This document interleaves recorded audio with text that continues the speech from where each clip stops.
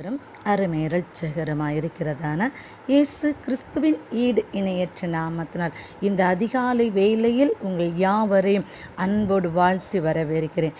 ஏசாயா 49 அதிகாரம் 15வது வசனத்தில், ஸ்ரீயானவள் தன் கற்பத்தின் பிள்ளைக்கு இறங்காமல் தன் பாலகனை மறப்பாளோ? அவர்கள் மறந்தாலும் நான் உன்னை மறப்பதில்லை என்று சொல்லி. ஆம் பிரியமான தேவ ஜனமே, இந்த உலக ஜனங்கள் உங்களை மறந்து போனாலும், உங்களுடைய தாய் தகப்பன் உங்களை மறந்து போனாலும், உங்கள் கூட பிறந்த சகோதரிகள் மறந்து போனாலும், கர்த்தர் உங்களை மறப்பதில்லை. அவர் உங்களை அதிகமாக நேசிக்கிறவராக காணப்படுகிறார்.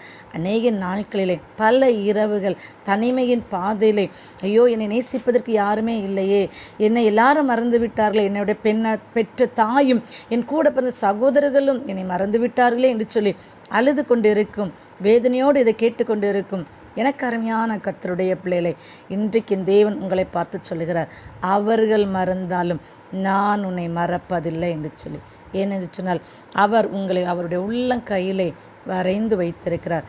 அவர் ஒருபோதும் உங்களை மறக்கிற தகப்பன் அல்ல. ஆகவே கர்த்தராகிய இயேசு கிறிஸ்து என்னை அதிகமாக நேசிக்கிறார் என்று சொல்லி நீங்கள் விசுவாசத்தோடு காணப்படுங்கள். அவர் எப்பொழுதும் உங்களோடு கூட இருந்து உங்களை வழிநடத்த வல்லமை உள்ளவராக இருக்கிறார்.